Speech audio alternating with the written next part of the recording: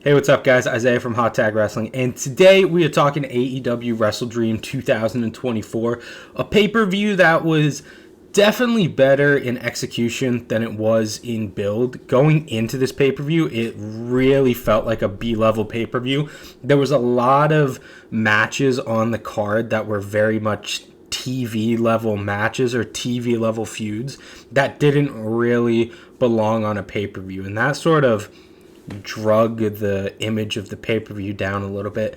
Not to mention there was only one women's match on the card, and in past videos I've gone on tirades about how insane it is how AEW blatantly disrespect their women's division on pay-per-views and on TV regularly, and they just get not nearly enough flack for it. So I'm not going to super go into that in this video. I'm more just going to look at each of the matches, go through them, talk about how they were in execution, the build that led to them, and what I think is going to happen going forward, as well as giving my own personal star rating for each match. But with that said, let's go ahead and get into it with the first match. So the first match on the card was Adam Page versus Jay White, and these guys really exceeded my expectations with this match. And just looking at it on paper, like, my expectations should have been very high, but over the course of his time in AEW, Jay White hasn't been booked like a serious threat.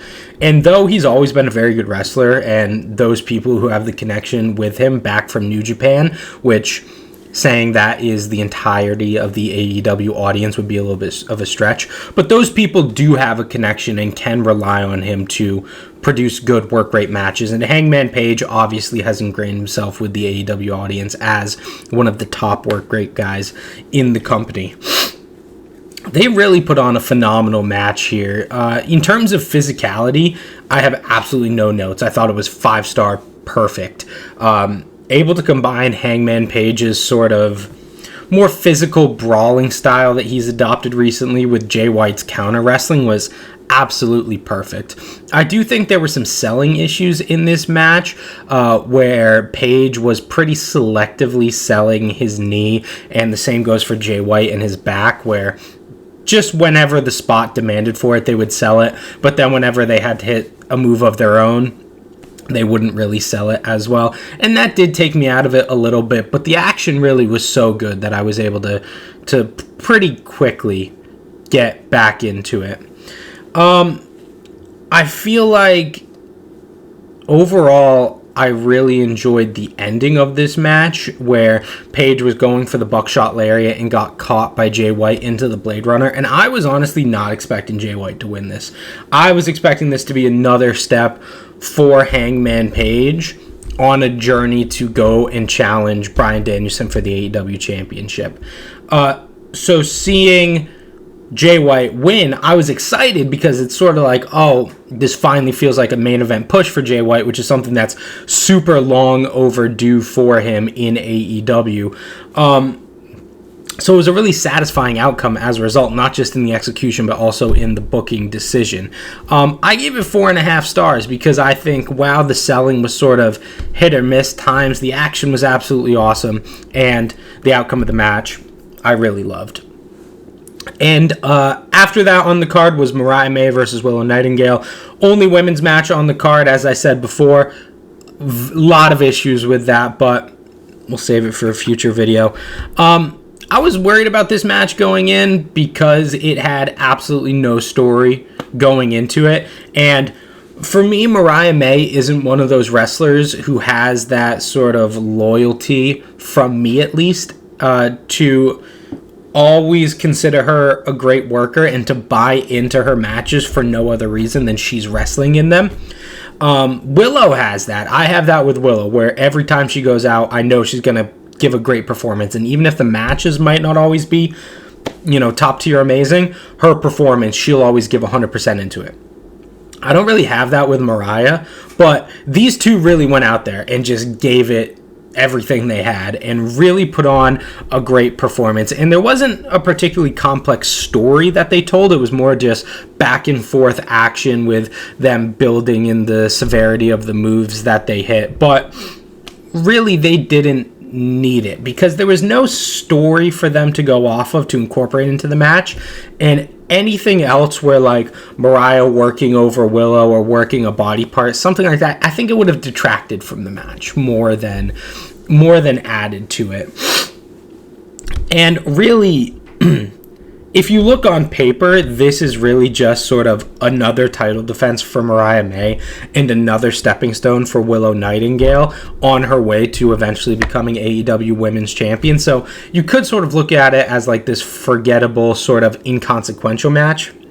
But I think that would be reductive of it because really they do a lot of great work in the match. And they do such a fantastic job about pulling the audience in to a match that in no way has been set up by the bookers or by the company to succeed by just giving it, a 2-week build, throwing it in a pretty rough spot on the card, having it be the only women's match so the audience sort of is less inclined to take it seriously, I suppose. But they really transcended that all to give a fantastic match. I gave it 4.25 stars, just one notch below Hangman versus Jay White because I feel they did tell a better story, but still an absolutely fantastic match.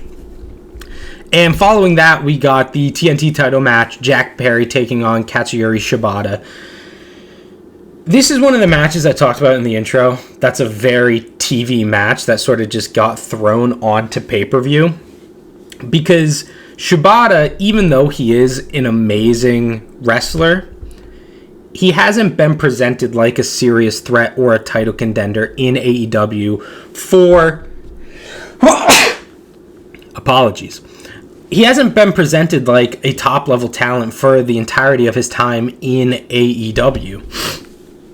And him getting put here on the card in a title match is reminiscent to me, in my opinion, of what WWE did at Clash at the Castle when they threw Piper Niven against Bayley in the women's title match, or the Unholy Union in for the women's tag titles. It just felt like Shibata has a tie to Antonio Inoki rather. So we'll just throw him on the card somewhere. And they had a really good match, in my opinion, but it just, I couldn't really take it seriously because I knew the title wasn't going to change because they don't have that faith in Shibata for whatever reason, or they're not booking him like a main event level talent.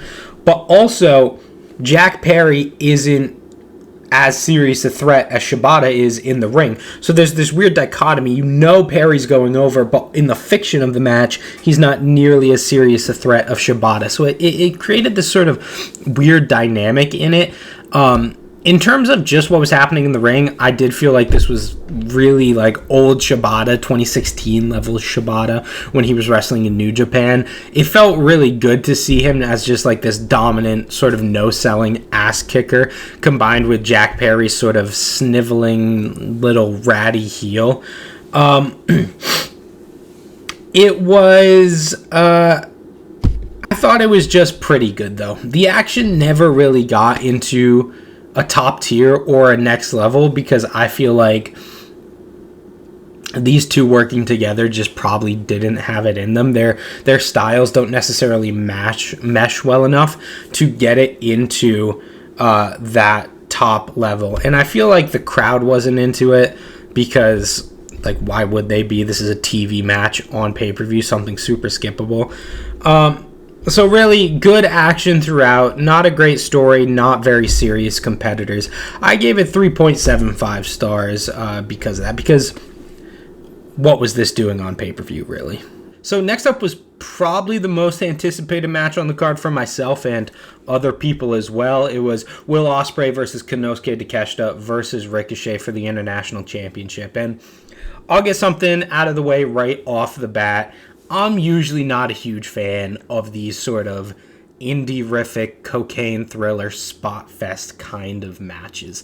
They're just not for me. I don't feel like stories can be as coherently told in that style. And that did play a part on this match where I feel like some of the spots were done not because they made sense, but because they look cool. And I feel like these matches nowadays, especially Will Ospreay versus Ricochet, can sort of be parodies of their former selves. So like when they do the spot where they both do the handsprings off the rope, flip, land in the superhero poses, I hate that spot. I think it's so goofy, so dumb, so overdone. And I think there was a few things in the match that were akin to that, where I'm like, it's fine, but it's not really what I was hoping for. Apart from that, like, this was really a phenomenal match. Like, there was a lot of stuff to like in this match, specifically Ospreay and Takeshita. I'm not the biggest Ricochet guy. I've seen him do a lot of cool stuff in the past, but I think he sort of has this WWE mid-card milieu around him, so it's hard for me to get invested with him as a worker or as a character. But there were great sequences in here, and the best sequences occurred when all three guys were working together instead of the typical triple threat where one guy sells on the outside while two work in. When all three were doing counter after counter after counter, that's when the match really got intense and really got good for me. And that's when they were able to bust out some stuff that I had never seen before, because I've seen Ospreay Takeshita, I've seen Ospreay Ricochet, so doing the same stuff over and from those matches doesn't really work for me, but incorporating the triple threat element into it was really, really good and allowed them for a lot of innovation in there at a lot of points. I do have some criticism about the way the match ended with Kyle Fletcher turning on Will Ospreay. I think it was a good idea, but a bad execution. And I don't know how many Will Ospreay matches on pay-per-view I have to see where they attempt to use a screwdriver before they figure out it looks dumb, it looks too over the top to the point where it breaks your suspension of disbelief, and it just never works. But other than that, like, him actually turning on him was great in order for Takeshita to win the title. That's great to see an elevation of Takeshita, and for Fletcher to now be in a more prominent heel role in the company, in this stable. I thought that's a really good idea. So, good idea, bad execution. Overall, the match was phenomenal. I'm not going to mention really any spots in particular because there was a million of them, but they were all very, very good. I gave it 4.5 stars. Definitely some room for improvement, but if you're just looking to be excited and blown away by some amazing athleticism, this is a good match to watch. And it was followed afterwards by the Beast Mortos going up against Hologram, which is a weird sequencing choice in my opinion, to have a high-flying match followed by a high-flying match. The only thing it can really do is bring down this next match, bring down the Beast Mortos versus Hologram. And starting out, these are mid-card guys on Collision going and having a pay-per-view match. So that's already a tough hurdle to get over. This is another one that just screams TV match to me. So having to clear that hurdle anyway and make your audience buy in, why would you put it after the Ospreay match? It just it made no sense to me. And it was clear the only reason it was on the pay-per-view was because they were doing AEW's debut on Fox Sports Mexico, which, you know, I don't, if they're going to do brand integration or corporate stuff, just do it behind the scenes. Like, don't make it an active part of what I'm watching on my TV screen, because it just detracts from the match. I'm not really a huge fan of the luchador style because I feel like a lot of times it's too cooperative in the hopes of making some amazing high-flying spots. And I feel like that was present in this match, in the first fall in particular. It was way too cooperative where you could see one of the guys waiting for the other guy to do a leap onto them off the rope so they could catch them or something like that, where there was just too much time taken in between moves to where it didn't look realistic. And some of the stuff was obviously very... you could see them working together more than making their match seem like a real struggle. But after the first fall, that sort of went away. I feel like the second and third falls of this match were like really, really great. And some of the stuff that they were doing, like there's one move in particular where Hologram comes off the top rope And I don't even really know what to call it. He sort of like goes on Mortos' shoulders like he's carrying him, but then flips backwards and turns it into a pinning combination. It just looked incredible when he did it. And I've seen it done before, but I've never seen it done off the top rope, and I've never seen it look as impactful as it did in this match. So after the first fall, there's really a lot to like in this match, and they had a hard time getting the crowd into it. I feel like they sort of got them there by the third fall, but not really, because they were so tired from the previous match. But they really did a great job at putting a dynamic, interesting match together in a style that most American viewers might not be familiar with, and really put some good stuff in there. After the first fall, that is. I was not a fan of the first fall. So I gave it 4 out of 5 stars. Tough to get into it. Not a fan of the first fall. Everything after that, absolutely phenomenal. So next up was Darby Allin versus Brody King. Once again, super TV match put onto pay-per-view for some reason. No real story going into it, other than I feel like they just wanted to fill out the card with matches. And if you've seen a Darby Allin versus Brody King match, input your thoughts from that match and put them onto this one. If you love watching these two work together, you'll love this match. If you're not a fan of it, you won't be a fan of this match, because this is pretty much the same style of match they always have together. And personally, I'm a big fan of it, so I really liked this match. I love watching Brody King kill people, and I love watching Darby Allin get killed. These two always work so well together, and just the ingrained story of Brody King being this dominant monster, allowing for Darby to make this big fiery comeback. It's great. The physicality in the match was off the charts. And their incorporation of new spots that you might not have seen before, like with the steel steps and some of the things they do like that, it introduced this sort of new level of cataclysmic violence that might not have been present in their other matches, but I feel like it was pretty similar. But I liked it.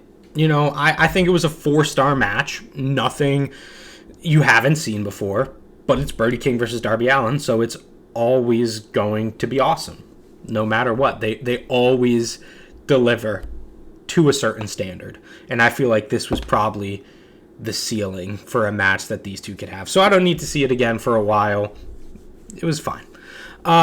Next up, Young Bucks versus Private Party. Super, super cool match to have in 2019. Absolutely no place going in 2024. Private Party is such a joke of a tag team these days. They've been sort of, a lot of their flaws have been exposed over the past couple years in AEW, with them putting flashy moves and flips in front of, like, making moves make sense or make them look good or chain them together. So I'm not a super fan of them. No real story in terms of them going for the tag titles. This match is endemic of a problem. Of a problem in AEW, of the Young Bucks being at the top of the title picture and then just nothing else. Just like an open hole beneath them, with no other tag teams even remotely close to being considered on their level. So them trying to make Private Party feel like they have an ingrained underdog babyface story with the video package just didn't work at all. Action was good, action was fine, a lot of flips. I think it was actually a pretty unique style, with them starting on the outside, then moving into the ring eventually. Nothing you haven't really seen before. Good, not great, no real story. 3.5 stars. Next up, Mark Briscoe versus Chris Jericho. I don't care about Chris Jericho. I did not watch this match. Then to our main event, Bryan Danielson versus Jon Moxley. And I thought this match was really awesome. The card started high with Jay White versus Adam Page, and then it's slowly been ticking down from there, and then all of a sudden spiked right at the end with this main event. And I'm sort of going to go through it backwards, talk about the ending first, because I was really heartbroken to see Bryan Danielson lose the title. And especially lose the title like so quickly after winning it. I feel like, I don't know, I'm not really in the wrestling community on Reddit or on Twitter, but I feel like people would have had an issue with him losing the title so quickly.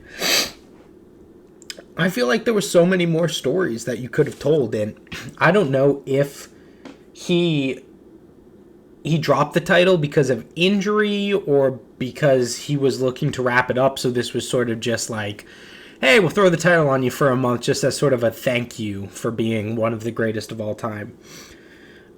I don't know why, but